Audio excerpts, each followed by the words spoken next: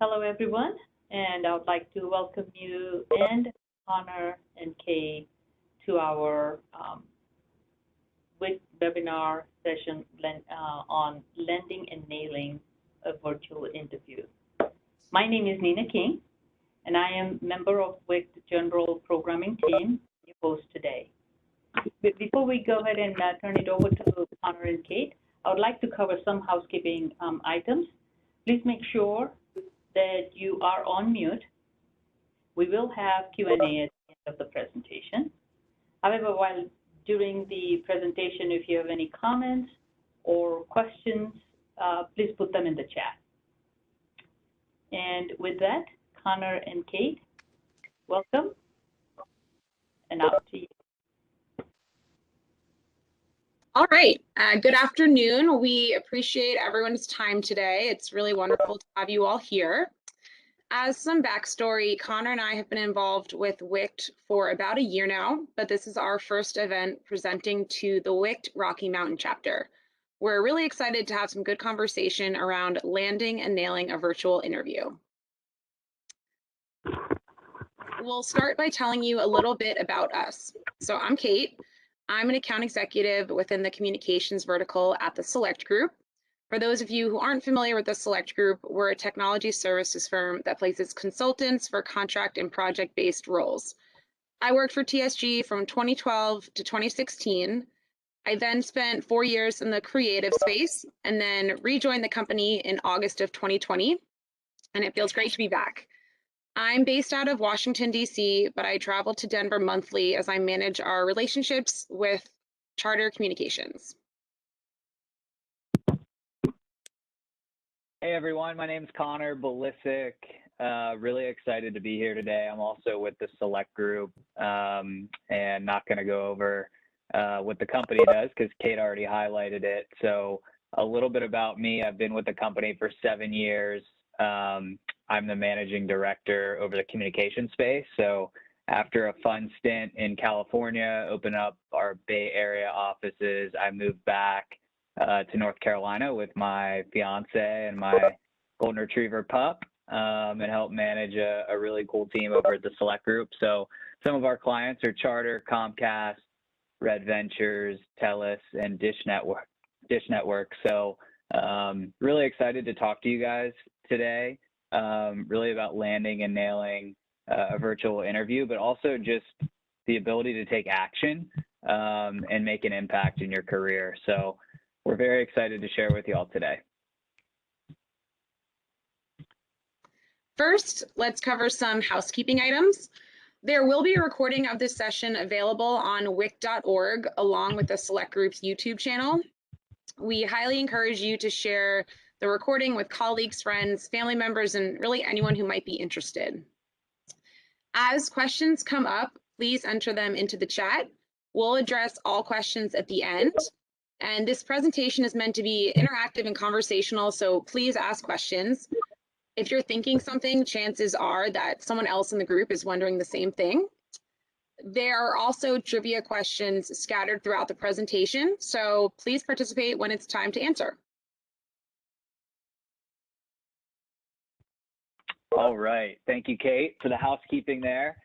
So we've come up with the interview formula for our topic today, and really that interview formula is broken down into 4 particular categories that you can see listed below. So creating your resume, everyone, I feel like this is the crucial first step to perfect landing your next role or promotion.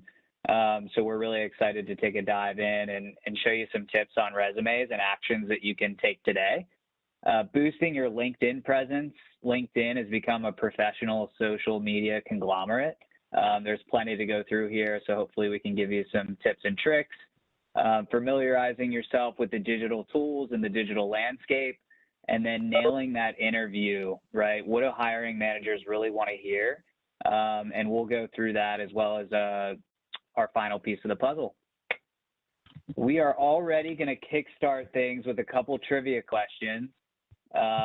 Once again, Kate and I are very interactive. I'm going to call out the Select Group team if we don't get some responses here.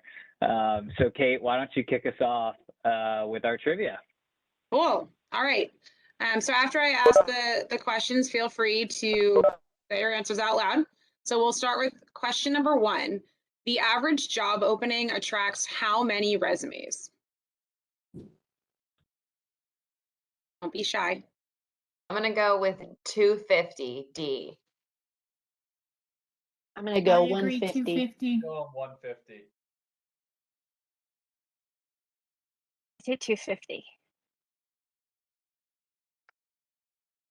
All right, some people guessed 100, 150, 250. No one seems to think 50. The correct answer is D, 250. It's competitive landscape out there, as we know.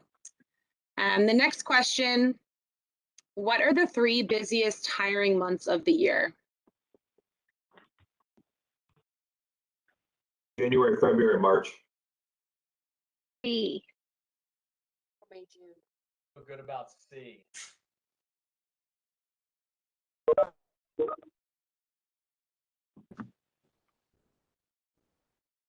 A lot of different answers here. The correct answer may surprise you. It's B, April, May, and June. So with that, we'll move into some more fun content. So as you know, your resume is the foundation of your professional identity. It's a snapshot into who you are and what you've accomplished in your career.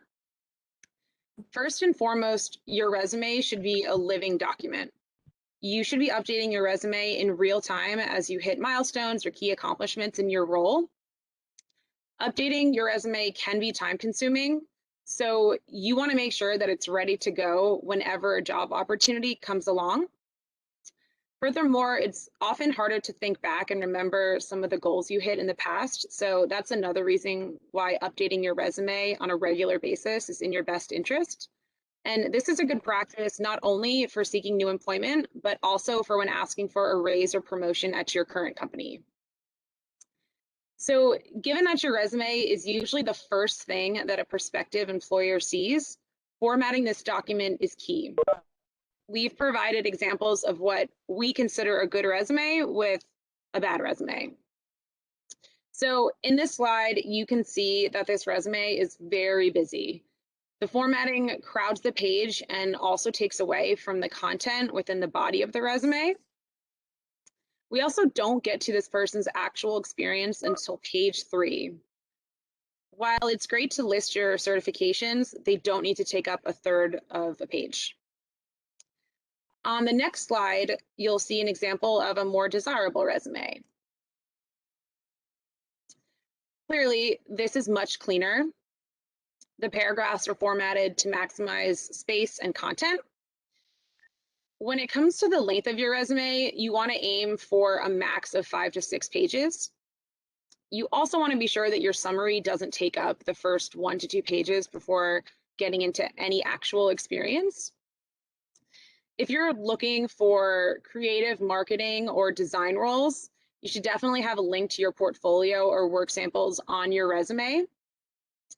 It's even helpful for developers if there's links to code samples embedded in your resume.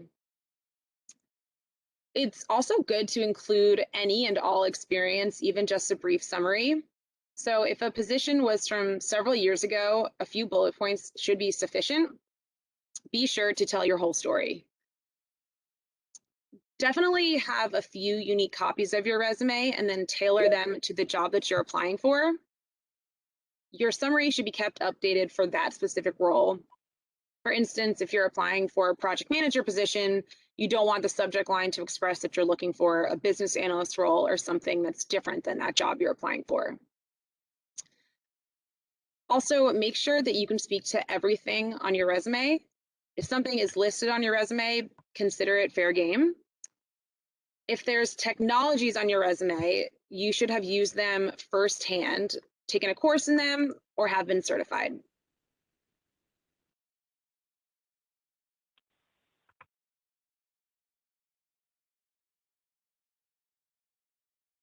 I'm seeing some really good questions, so keep them coming. Once again, we'll have a great Q&A session at the end.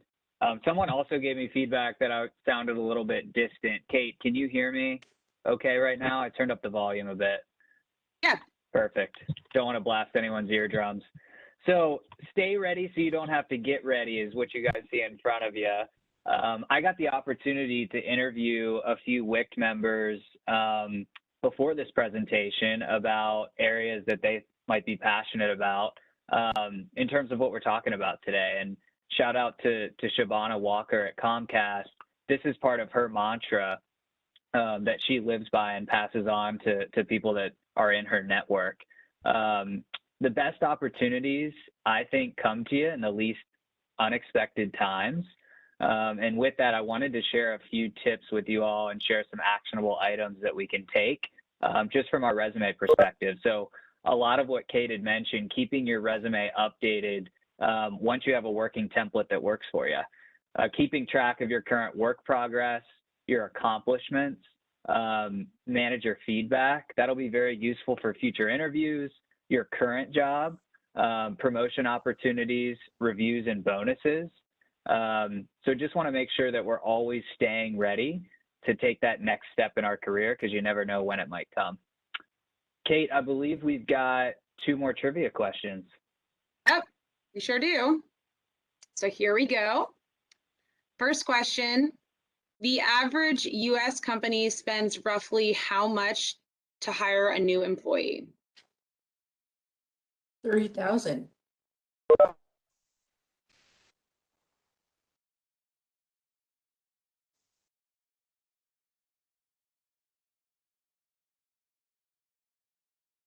Seeing a lot of C's, D's, a couple B's as well. So we're thinking they're cashing out with some new employees here.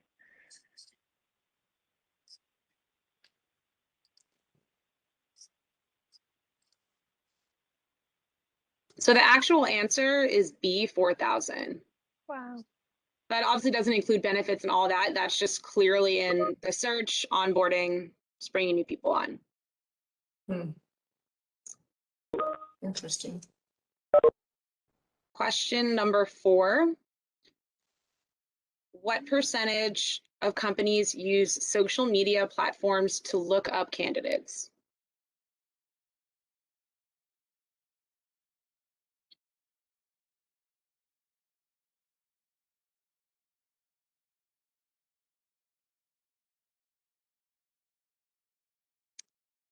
So some guesses have been ventured. The correct answer is D, 91%. LinkedIn is the most common platform that companies use.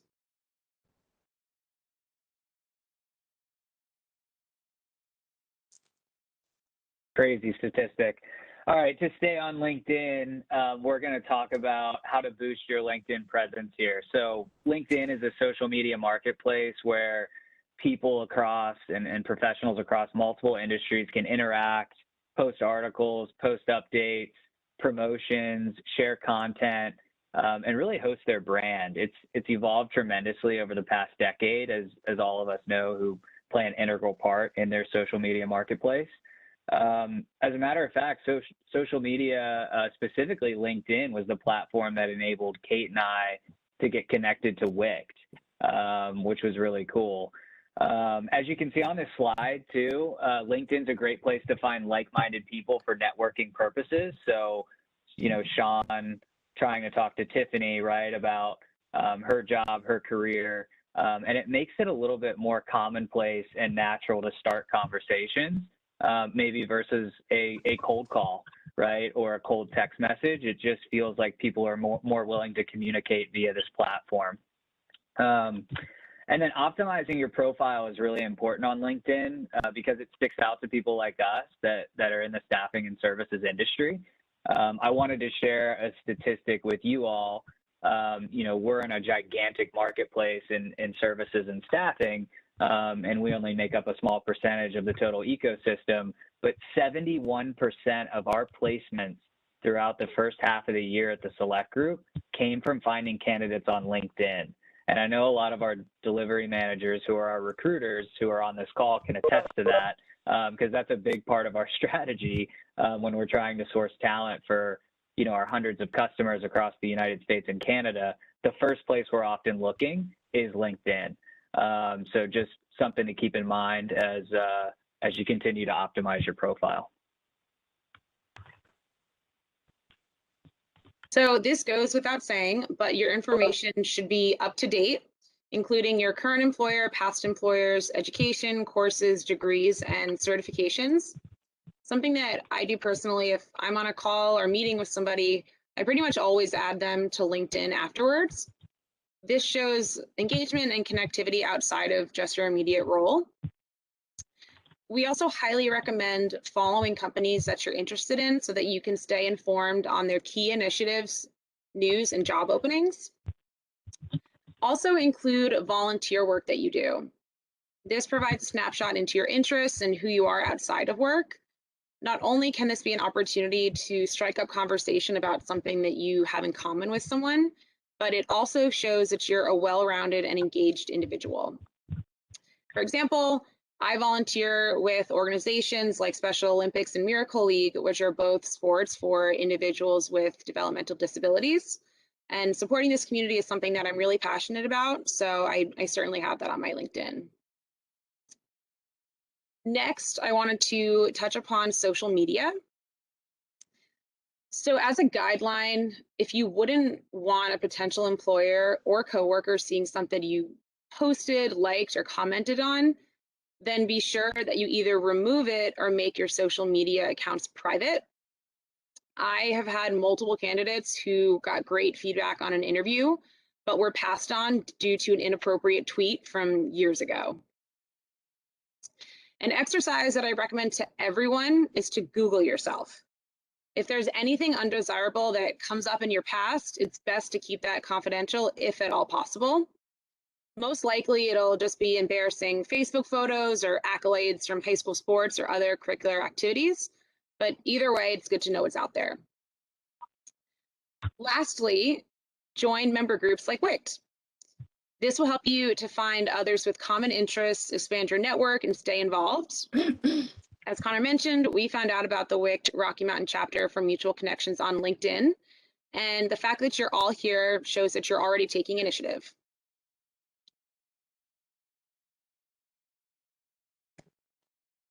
Time. We told you there was a lot of these. All right. What % of people work in a job that is connected to their college degree? Thought this was an interesting one.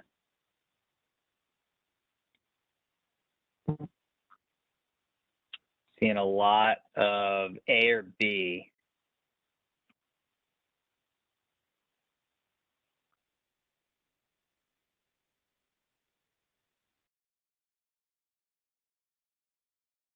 All right. The correct answer is 64%.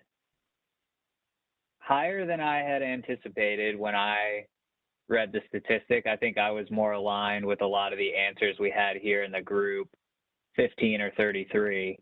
But 64% is what we came up with here. Kate, we'll flip it back to you to talk through digital tools. All right. So although we're more than a year into this pandemic and hopefully on the tail end, we're still seeing these issues that can often interfere with someone's digital job search and overall digital presence. So you absolutely must familiarize yourself with digital tools. Some of them are listed here. WebEx, Zoom, Google Meet are all prime examples. Confirm with the hiring team which tool they prefer in advance. You should have WebEx and Zoom pre-installed on your computer for any potential interviews. Also make sure that your audio and video is set up properly and that you're in a place with reliable internet connection. Technical difficulties can get your interview started.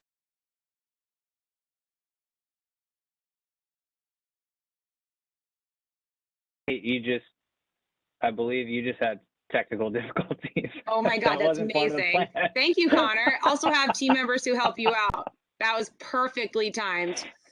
As I just said, technical difficulties can get in the way and waste valuable time. If an interview is through any sort of video platform, Assume that your camera should be on. Make sure that you have a good backdrop. It doesn't need to be something out of Home and Garden magazine, but it should at least be neat. Stacks of paper and clutter give off the impression that you're unorganized, and lack of attention to detail is also not a great trait that you want to exude during an interview. If you have young kids, pets, or a needy spouse who could possibly interrupt your interview, make that known. We're all humans, and it could ease any nerves that you have of your 4-year-old making a cameo debut during your interview. And this could also be a good icebreaker to kick off the conversation. Something that I think is super important, be sure to log in the night before to do a test run. Something that I always used to suggest to candidates back when we had on-site interviews was to do a drive-by the day before to familiarize yourself with the location, parking, etc. We definitely recommend this practice for virtual interviews as well.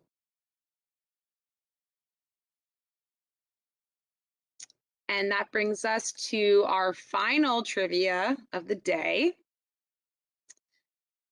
The first question, the average US company spends roughly how much time to hire a new employee?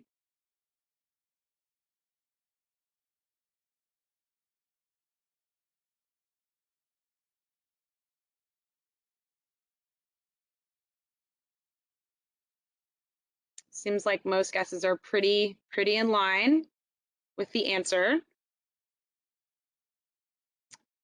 which is D, 21 to 23 days. So roughly 3 weeks. The next question, what percentage of hiring managers say soft skills like communication, personality matter as much or more than hard skills when they hire?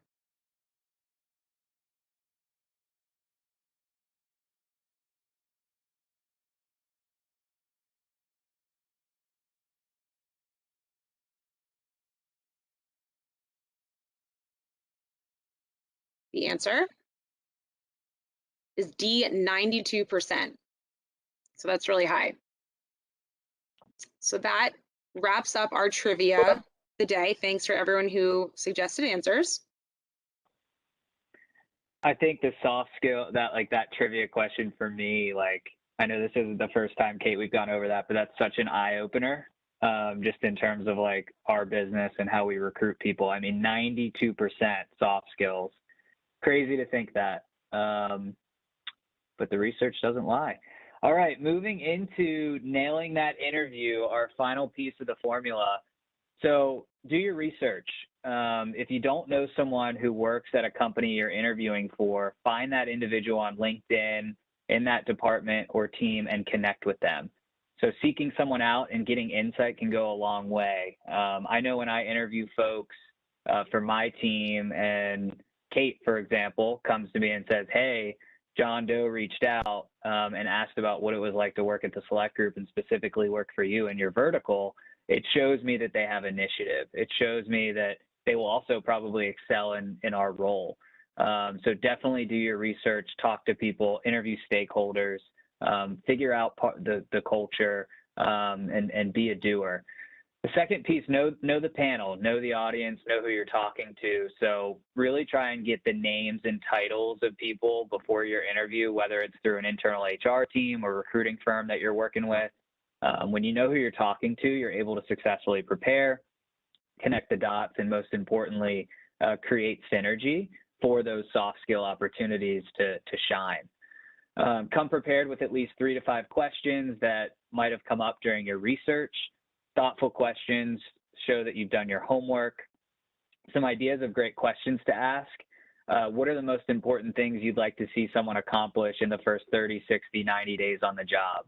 Love that question.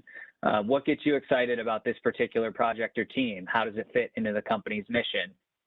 What characteristics or traits would an ideal employee embody in this role you're interviewing for? Just a couple of ideas for you guys as you think about your interview prep questions. The next one, be authentic. So be honest with what you know, what you don't know, and what is stated on your resume.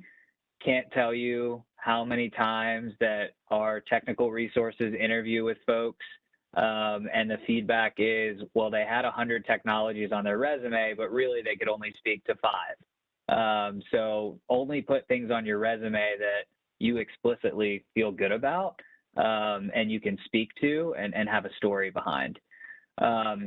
If you show vulnerability by agreeing that you don't know or you're not an expert in that area, I think the hiring manager will appreciate that.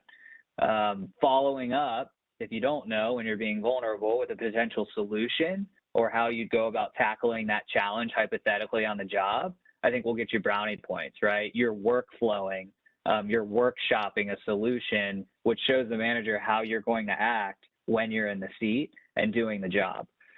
And then lastly, prepare personal talking points. So is there anything in their virtual background? I'm in a log cabin today.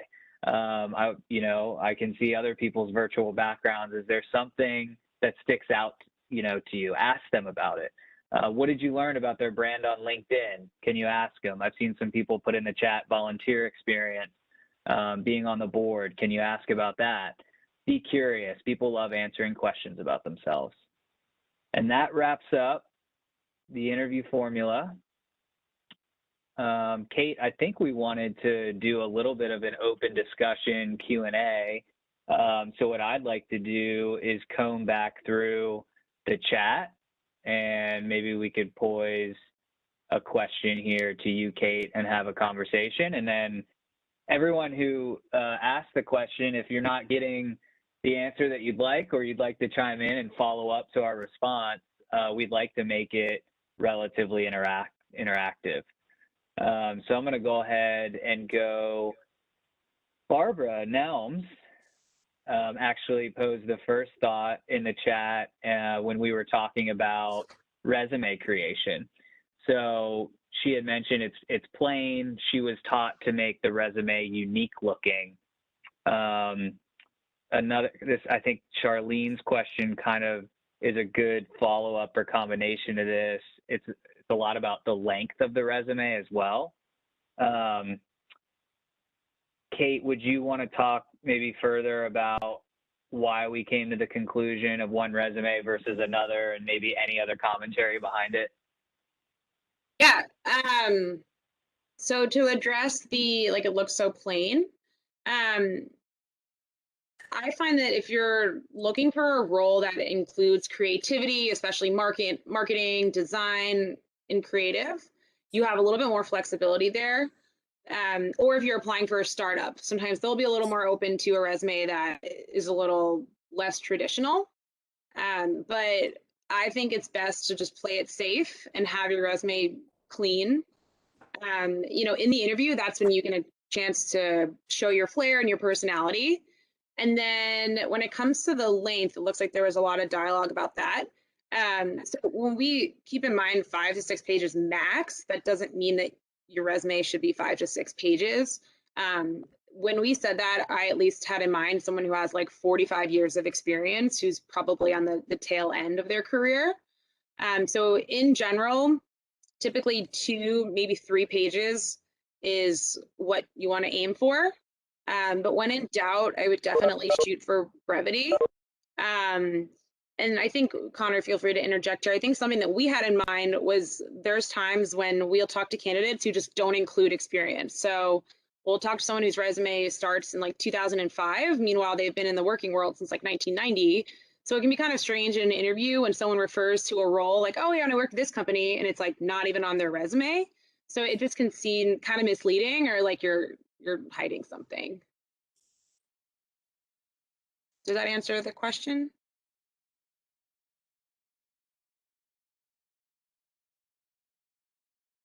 Yeah, I guess Barbara, Charlene, it looks like Shannon, Tana, and Lynn all had some comments just around resume length. Would you guys want to ask any other questions around that, or any other follow-up? Yeah, Lynn had a question at the very end of our chat. How many years should you go back? I personally think you shouldn't. I don't know. Connor, what do you think? I'll let you handle this one. So I think the detailed part of your roles should be the last 10 years. I think is relevant. I think this also depends on the industry. I think a lot of us on this are in technology, right? So I would say technology changes every year. So I think if we're going back like further than 2010, I think we definitely acknowledge. Excuse me? I don't smell something's burning. Oh, I think if we go back farther than 2010, we still need to highlight that we were working, but I don't think the amount of detail needs to be there that it does in the last 10 years. At least that's when we talk to hiring managers, they don't really care too much past. But to Kate's point, we definitely want to highlight all of our professional experience on our resume. Great question, though. Looks like we had another question from Melissa around where within the LinkedIn profile do you recommend sharing board service experience? Is this good under a volunteer heading? And it looks like Lee Wallace, thank you, from our side answered that already. So yeah, Lee Wallace, thanks for that. Is there anything else you would add to that response?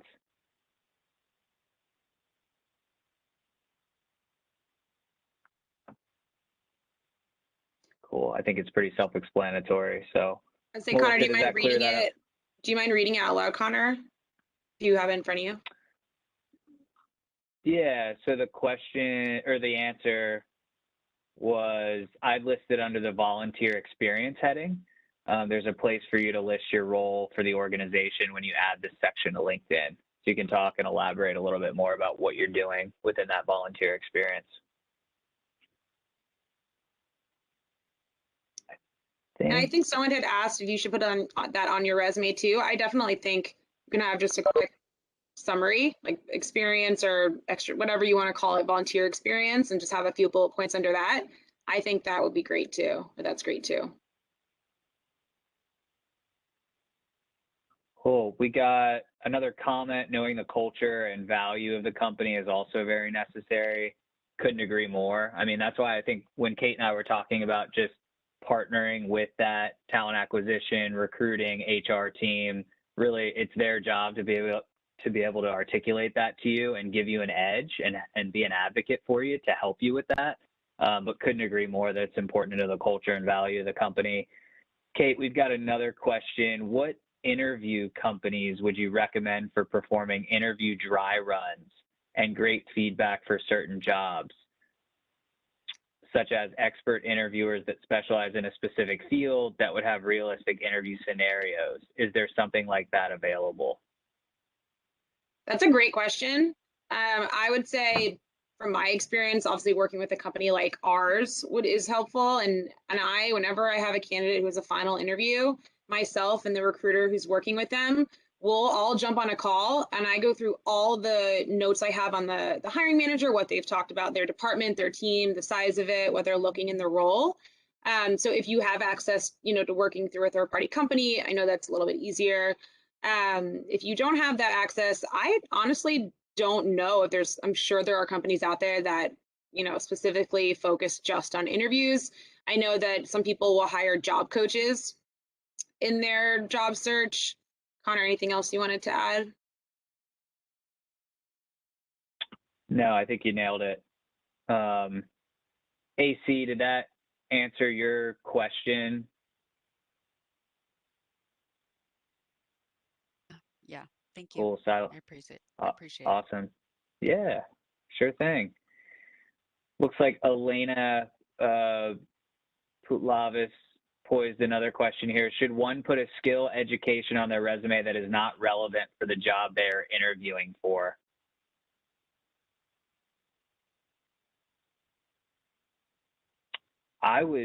Kate, I can step in here. I would recommend it's situational, but I would say most times out of not, I would probably leave those out. I would only put the relevant skills. In terms of like educations and certifications, I would say hiring managers' preferences are always to leave that on there.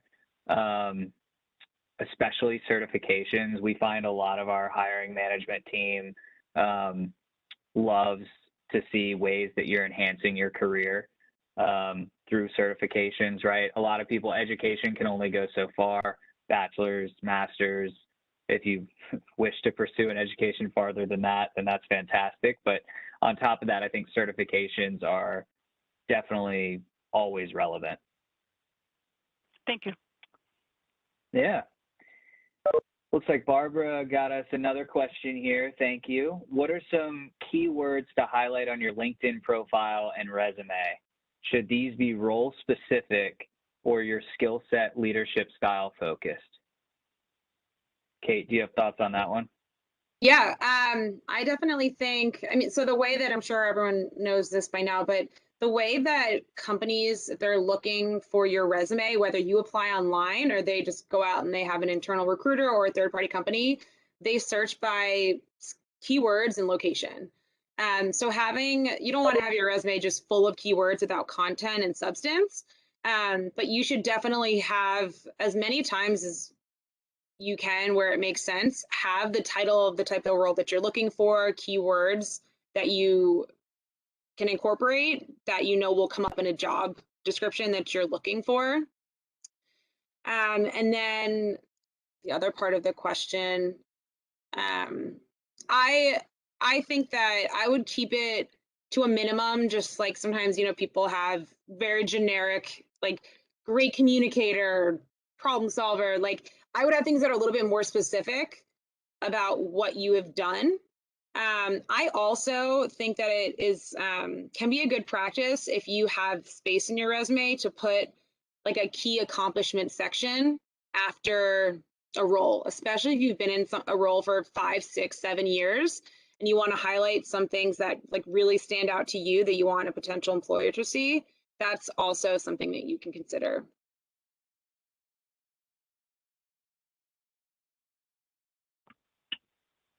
Awesome. Thanks, Kate. Lee Wallace is also another shout out to TSG. Thank you for all of your responses here in the chat. She just followed up on the LinkedIn profile. Can easily be an extension of your resume. It can contain your volunteer experience, additional role skills beyond the 2-page limit. Oftentimes, like our hiring managers ask to submit profiles with a LinkedIn. So oftentimes they're looking simultaneously at the LinkedIn profile and the resume. Part of the reason why we kept it in our interview formula, it's just becoming a social media tool that a lot of people are very comfortable with, especially people in a hiring role. So thanks for that, LW. Looks like Shannon gave some advice on interview questions. I would agree with that. Jennifer, interview workshop. Looks like that's pretty much it. I know we kept it under the hour mark here. We really enjoyed the time and the discussion. Thanks to everyone who came out and listened. And we hope, you know, above anything, we hope you're able to use some of this content to take action. Kate and I also just wanted to highlight that we'd love to be resources for anyone on here. If we get it, if questions didn't come up today and you want to ask us directly, Jennifer kindly put our contact info with our LinkedIn and our email in the chat. So you can feel free to keep that on hand. We'd love to be resources for you, talk to you, brainstorm. And yeah, we're very thankful to WICT for having us on here and letting us being a part of the community. So thank you, Barbara and Charlene and Nina and all that's been involved in helping make this possible for us. And then I'd like to thank you guys for taking time and sharing this wonderful information. It was very enlightening. You know, you think you've done it for so many years, and to just get those tricks is awesome. Thank you so much. Yeah, and looks like there's one other question about cover letters just before we jump off. I feel like cover letters are kind of a thing of the past. So unless exactly what Lee Wallace said, unless a company specifically asked for you to include it, I wouldn't worry about it. If they do ask for you to include it, I think that is really where you can talk about your personal experience, kind of who you are as a person, and really tailor it to that job. But for a standard job submission, unless it asks for a cover letter, I probably wouldn't include it. Great. Well, thanks again for everyone's time. Really appreciate it. Thanks so much Thank to you, the select everybody. group. Yay. Thank you. Thank you guys. Have a Take good one. Have a great day.